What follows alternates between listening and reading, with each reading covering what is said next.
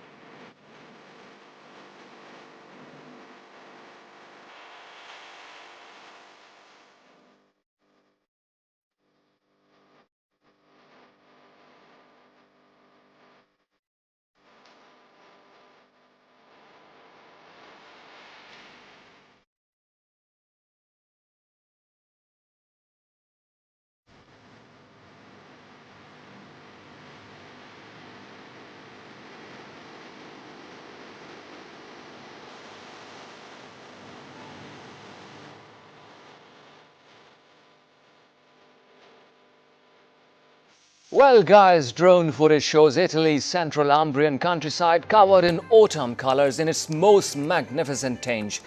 The town of Montefalco is filled with orchards, and as the leaves on the flowers begin to die off, the rolling hills become a sea of orange and reds. Most interestingly, the locals make the most of their countryside, as not only a running event is commenced, but also enchanting music spells are thrown around the Umbria that nestled around Lazio, which is home of magnificent Rome. The nature is so powerful, so strong, and capturing its essence is not easy, and your work becomes a dance with light and the weather. It takes you to a place within yourself. And there are always flowers for those who want to see them. Sunshine is delicious, rain is refreshing, wind braces us, snow is exhilarating, and there's really no such thing as bad weather, only different kinds of good weather.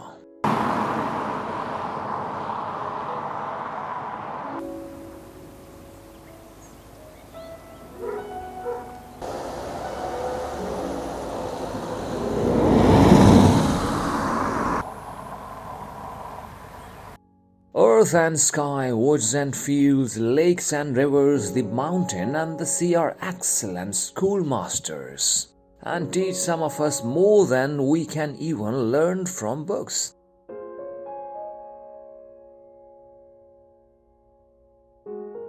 These drone footages show terrains covered in autumn colors in Italy's central Umbrian countryside.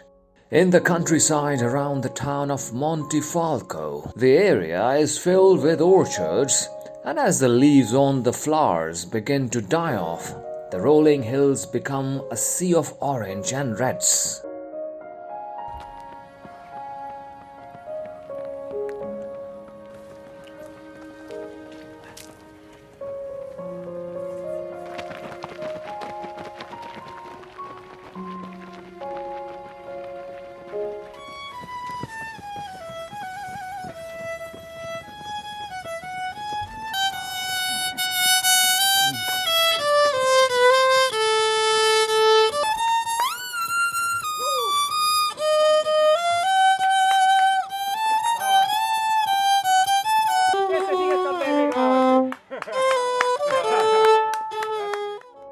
The locals make the most of their countryside as not only running event is commenced but also enchanting music spells are thrown around. These magnificent spectacles are brought from beautiful Umbria, the region nestled above Lazio, the home of the amazing Rome. Folks, Boston Dynamics Spot could be going to Mars. The dog-like robot is now equipped with artificial intelligence and could be sent on missions to autonomously explore caves.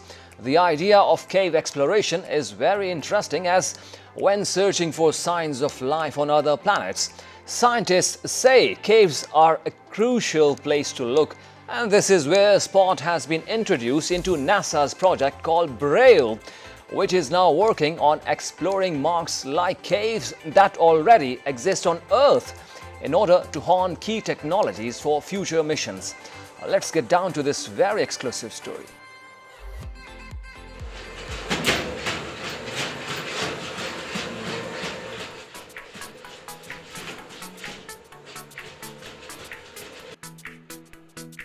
Boston Dynamics Spot could be going to Mars. The dog-like robot is now equipped with artificial intelligence and could be sent on missions to autonomously explore caves. When searching for signs of life on other planets, scientists say caves are a crucial place to look. But how can a team on Earth effectively explore intricate, dark, unfamiliar landscapes on another world?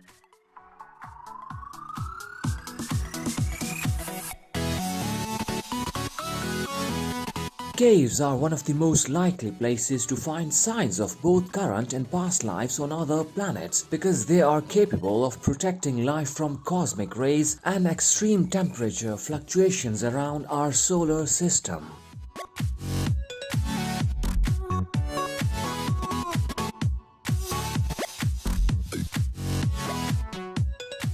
A NASA project called Braille is now working on exploring Mars-like caves that already exist on Earth in order to hone key technologies for future missions.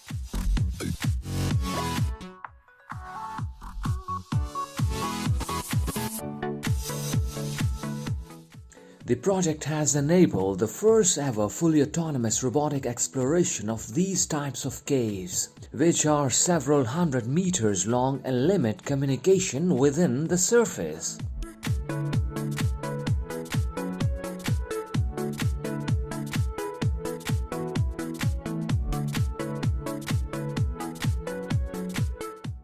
As the robots explore with no prior information about the environment, a team of researchers outside the cave simultaneously performs actions that scientists on Earth would be executing during a real Martian mission.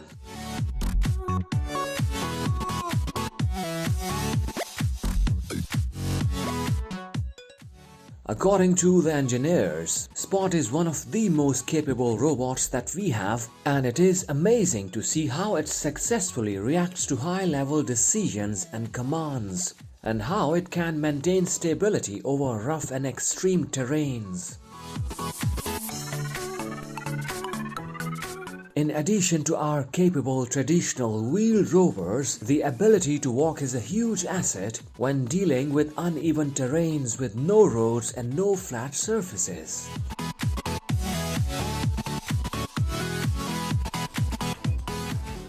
Well, the story is that scientists are combing Ireland's west coast for seaweed to feed to cattle and sheep after research showed it could sustainably reduce the amount of climate warming methane they produce. The project, coordinated by a state agricultural body, is tapping into the country's growing seaweed harvesting industry, which is seeking new markets as it revives centuries-old traditions.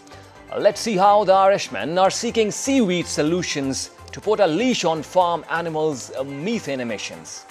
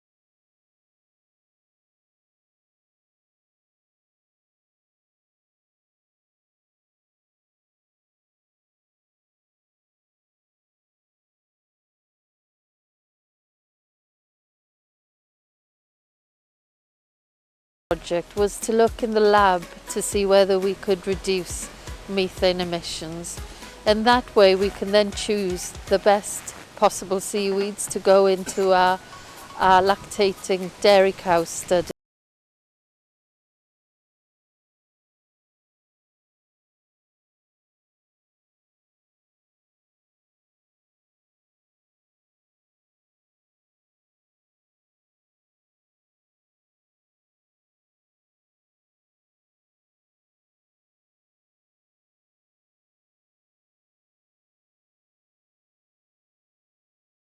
So, what exactly is an NFT? We all know that the abbreviation stands for non-fungible tokens, but how come they exploded in humongous popularity in 2021 and continues to do even in 2022?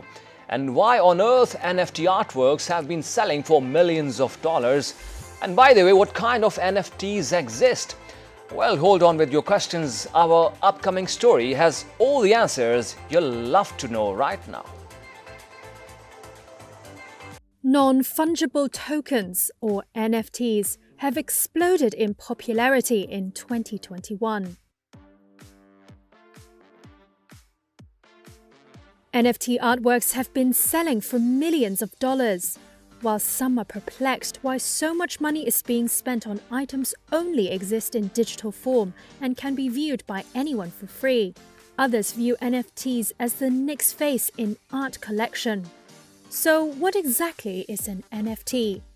An NFT is a digital asset that exists on a blockchain, a record of transactions kept on networked computers.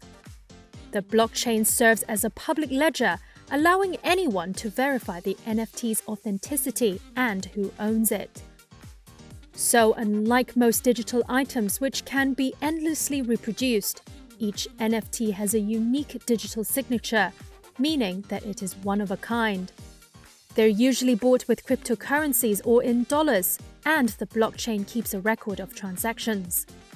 While anyone can view the NFT, only the buyer has the status of being the official owner, a kind of digital bragging rights. Colburn Bell, the co-founder and director of Museum of Crypto Art. It's really just seeing is believing. I think the biggest step is beginning to abstract it from the computer screen and from the phones, because when you see it on a computer, people think, oh, this is just screensaver art, or this belongs on a computer. No, this belongs in something much bigger. What kind of NFTs exist? All kinds of digital objects, images, videos, music, text, and even tweets. I sell, fair warning, at $10 million. But it's digital art that has seen some of the most high-profile sales. Take the NBA Top Shot platform. Enthusiasts can buy collectible NFTs in the form of video highlights of moments from games.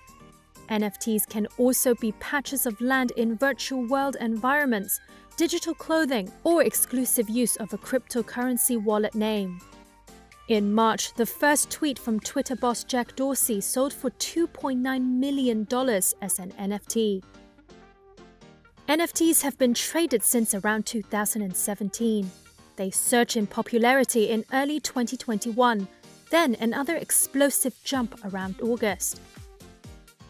Sales volume surged to $10.7 billion in the third quarter of 2021, according to data from market tracker DAP Radar. Max Moore is Sotheby's Vice President of Contemporary Art Department. As we move more and more into that type of society where technology is intertwined and intersected, in more powerful and increasing ways, that NFTs and digital assets will just be a reflection of our preferences and our values as a human society. Why have NFTs surged? Some attribute the frenzy to lockdowns, forcing people to spend more time at home on the internet. For some people, it is the digital equivalent of buying an expensive pair of sneakers, a way of communicating social status and personal taste. For others, the lure lies in rapidly rising prices and the prospect of big returns. Some buyers flip NFTs, selling them on for profit.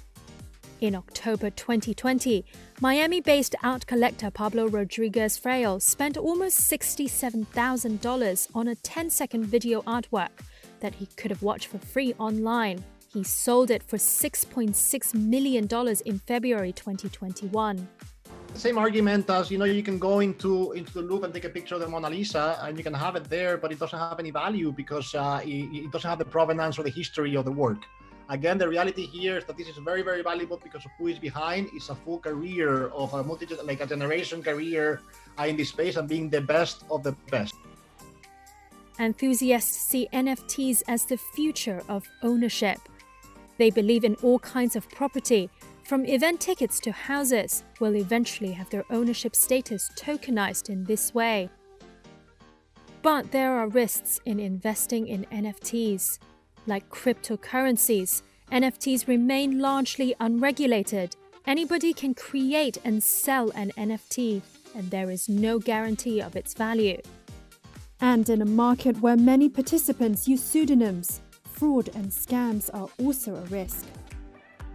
Viewers, in a studio in Lagos, Nigeria, this 27-year-old artist, Abdulrazak Babalula, is making things happen. He specializes in concept images that he hopes will provoke thoughts and discussions about environmental concerns. His installations are already drawing attentions to plastic waste, and he says, "I just want the government to understand the message that I am trying to pass, which is that plastic is actually beautiful, but at the same time, plastic pollution is dangerous, like dangerous to humans and dangerous to our aquatic animals. So I'll really implore our government to work on this and tackle this immediately, and we wish him all the best." In a studio in Lagos, Nigeria, an angel waits patiently as a team of artists work to get her ready for her portrait. The angel and her stylists are all being guided by 27-year-old artist Abdulrazak Babalula. Babalula specializes in concept images that he hopes will provoke thoughts and discussions about environmental concerns. I just want the government to understand the message I'm trying to pass, which is plastic is actually beautiful, but at the same time, plastic pollution is dangerous. Like dangerous to humans and dangerous to our aquatic animals. Yeah. So I would really implore our government to really work on this and tackle this immediately, because if we look at other countries, even in Africa, I think plastics are already being banned.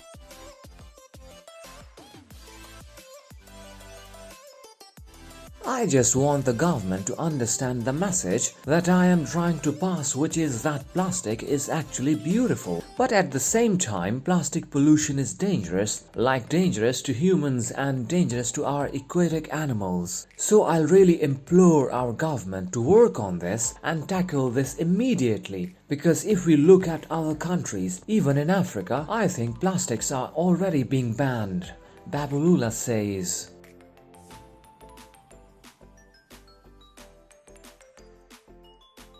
So we've washed 1,000 pieces of plastics and we are still going to 5,000 pieces.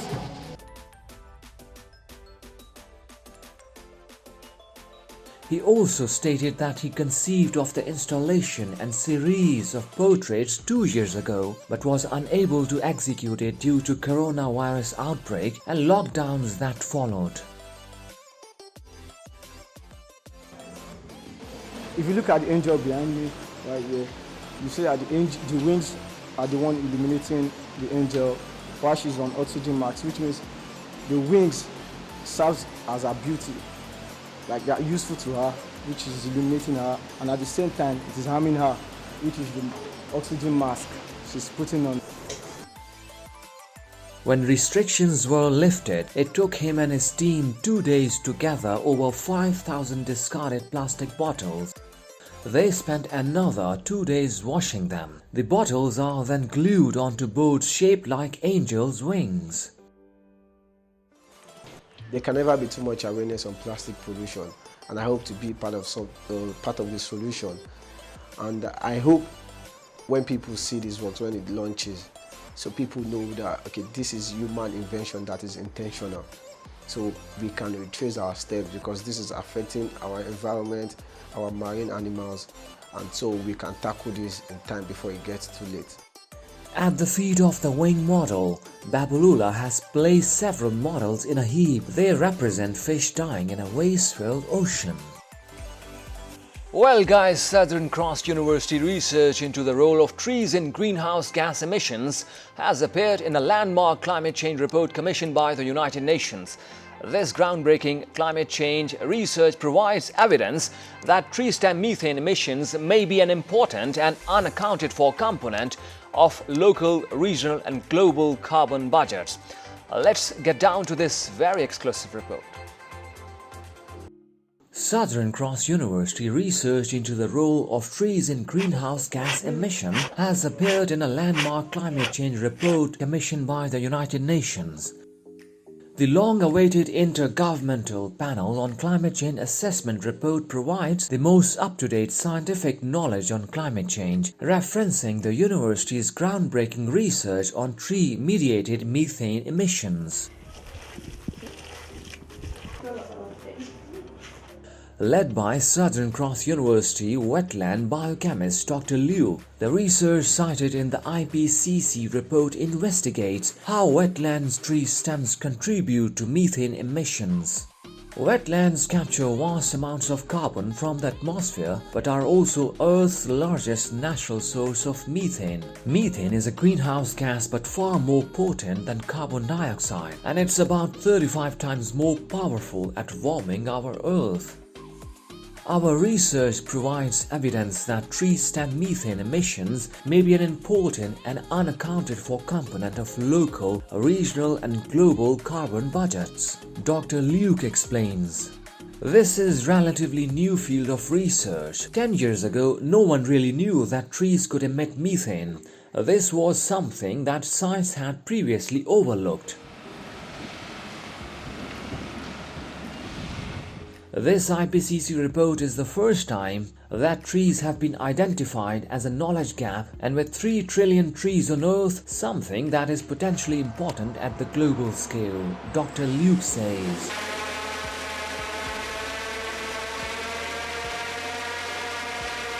These microbes were shown to consume about 1/3 of total methane emissions.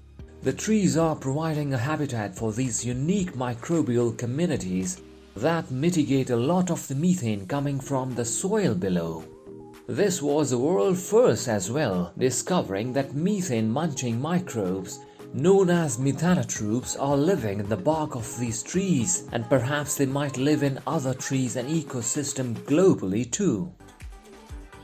Guys, this team of engineers at Australia's University of Newcastle has patented a material designed to store thermal energy in the form of a block, which its inventors hope can be used to ease the transition away from coal-fired power.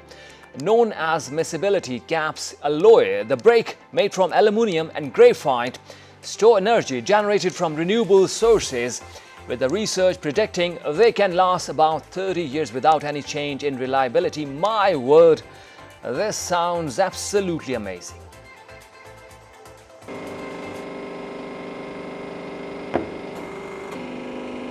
Our thermal energy storage blocks are an engineered material, the purpose of which is to capture and hold heat, thermal energy, from renewably generated resource, and then dispatch that when the sun isn't shining and the wind isn't blowing. We were working on a thermionic converter, and a thermionic converter is a device which takes heat and turns it directly into electricity.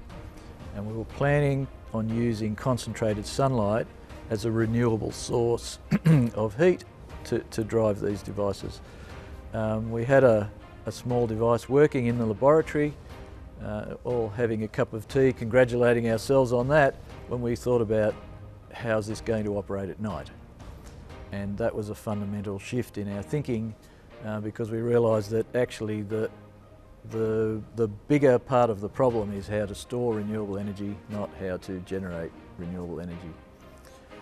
Our current production run are 78 millimetres by a little over 200 by 200 millimetres. And that means that their mass comes in at around about 6 kilograms, and they contain a stored thermal energy of around about 1 kilowatt hour per brick. The ingredients for the bricks are obviously the most important part are these aluminium particles, which provide the latent heat, that sort of melting energy that we're talking about. So they will melt and solidify many thousands of times during the life of the block, but remain in position. And they're held in position by graphite in this case. We have other systems, but graphite is the main body. It's quite surprising actually. A lot of mining companies are looking for a solution for power in remote areas, in their exploration camps and things like that, or for their daily operations. So even though they might be contributing to the problem with the product they're sending out the door, they're trying to clean up their own operations at the very least. And so I think that's a good start.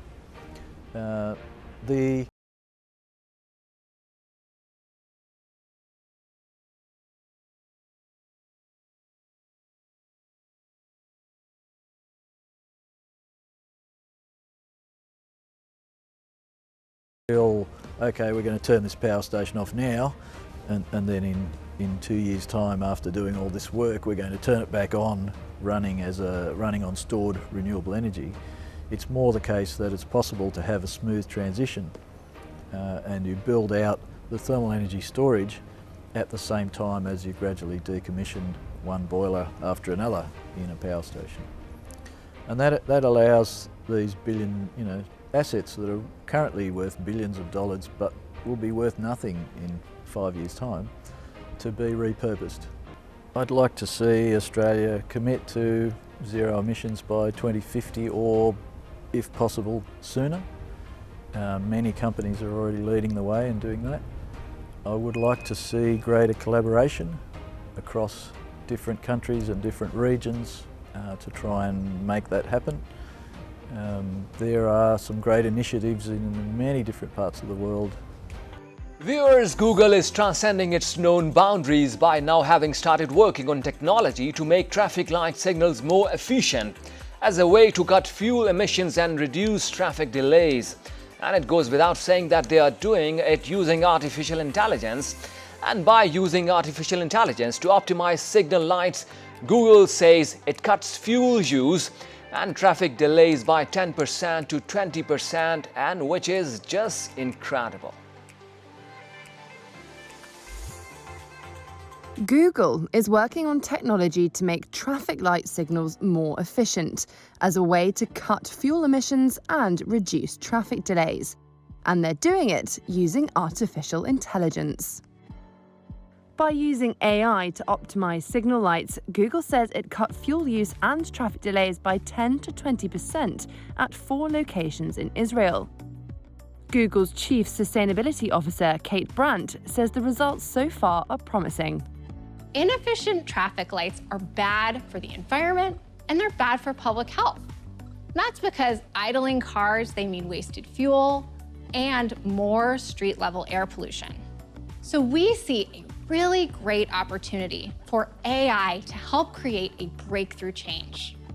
So instead of manually measuring and calculating timings, one of our AI research groups has found a way to accurately calculate the traffic conditions and the timing at most intersections in cities around the world. And then they're training a model on that data to optimize those inefficient intersections. The next test location will be Rio de Janeiro.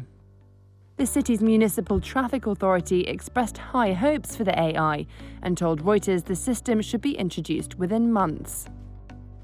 The Traffic Lights project is among new software initiatives inside Google to combat climate change. Some employees, as well as advocacy groups, have called on the company, the world's third most valuable, to more urgently use its influence to combat the crisis. Google has not addressed critics' calls to stop selling technology to oil companies or funding lawmakers who deny global warming.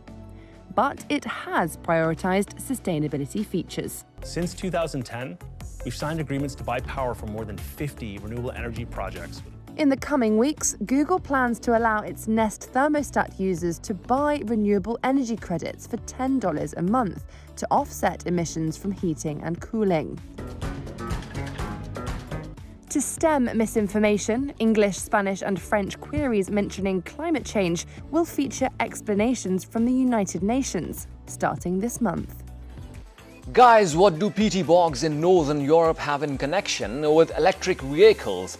Well, scientists in Estonia say they have found a way to use peat to make sodium-ion batteries cheaply for use in electric vehicles. Scientists at Estonia Tartu University say using peat reduces the overall cost of the battery because they don't contain relatively costly lithium, cobalt or nickel, and that exactly makes it an outstanding prospect. What do peaty bogs in Northern Europe have in connection with electric vehicles? Well, scientists in Estonia say they found a way to use peat to make sodium-ion batteries cheaply for use in EVs. Sodium-ion batteries are one of the new technologies that battery makers are looking at as they seek alternatives to the dominant lithium-ion model. Scientists at Estonia's Tartu University say using peat reduces the overall cost of the battery because they don't contain relatively costly lithium, cobalt, or nickel. And the peat they're using is very cheap as it is not used for agriculture or fuel, but does yield a good quality carbon powder for batteries. That's according to N. Lust, head of the university's Institute of Chemistry. In Estonia we have a lot of peat, and in principle we are not using this peat what can be used for the agricultural and other heating purposes, but we are using mainly the peat what is not used usually in Estonia. It is a well decomposed peat, and we are preparing through the two synthesis steps very good carbon powder what can be used for these sodium-ion batteries as well as supercapacitors. How does it work? The process includes heating decomposed peat to a high temperature in a furnace for 2 to 3 hours. That carbon is used to make components in the batteries. With an increasing move worldwide to renewable energy and electric vehicles, alternatives to lithium batteries like this could be important.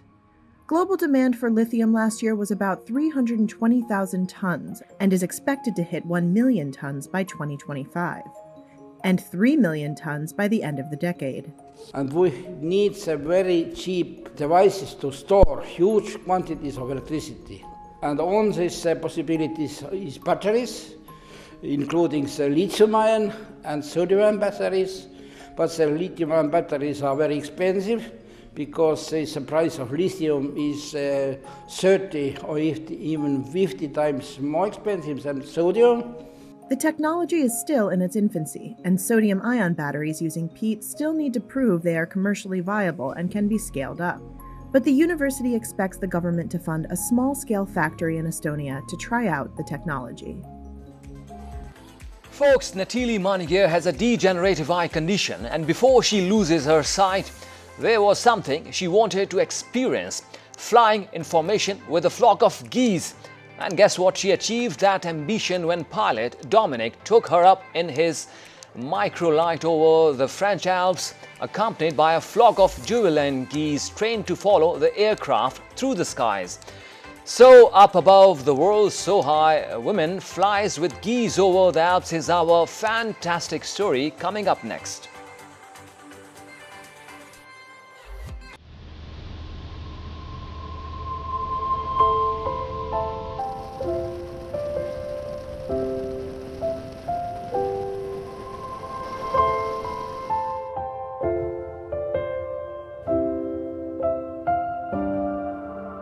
Natali Manigina has a degenerative eye condition, and before she loses her sight, there was something she wanted to experience: flying in formation with a flock of geese.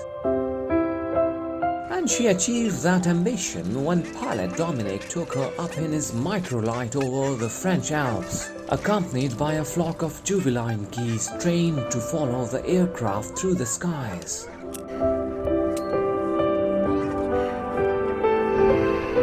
Back on the ground, Manigila was so moved by the experience that she embraced the family members who came with her and sobbed onto her shoulder.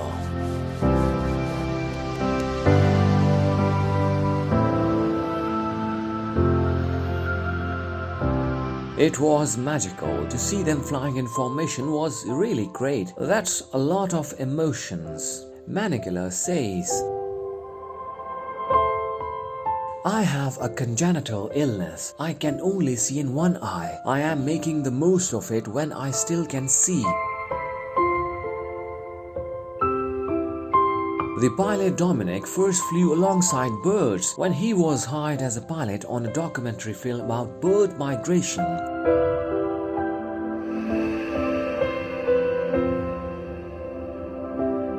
Last year, he decided to turn that experience into a commercial venture that also brings people closer to nature.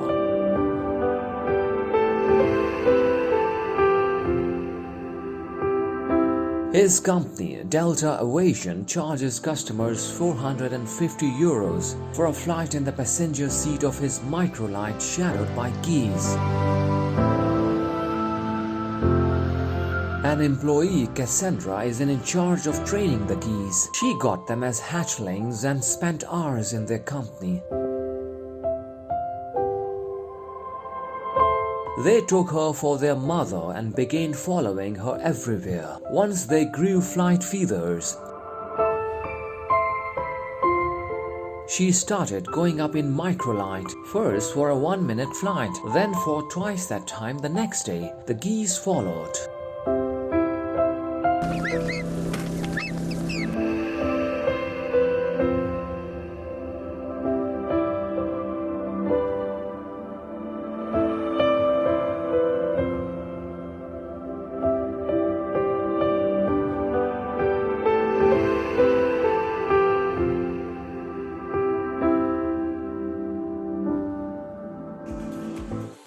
Well, it's time to wrap up the show, and thank you for joining us today. And thanks to my lovely team for lending their technical support to make this program possible. Remember, the sole meaning of life is to serve humanity by cultivating the beautiful. We scatter the seeds of heavenly flowers, as by doing good we cultivate those that belongs to humanity. So folks, use your time wisely and be nice to people as much as you can. And by the way, do not forget to let us know about your feedback and short reports. Drop your stuff at the email and WhatsApp number popping up right on your screens, and follow us on our social media platforms. Join us on our next show, Storytellers. I am your host, M. Bilal Hamza. Good day, everyone.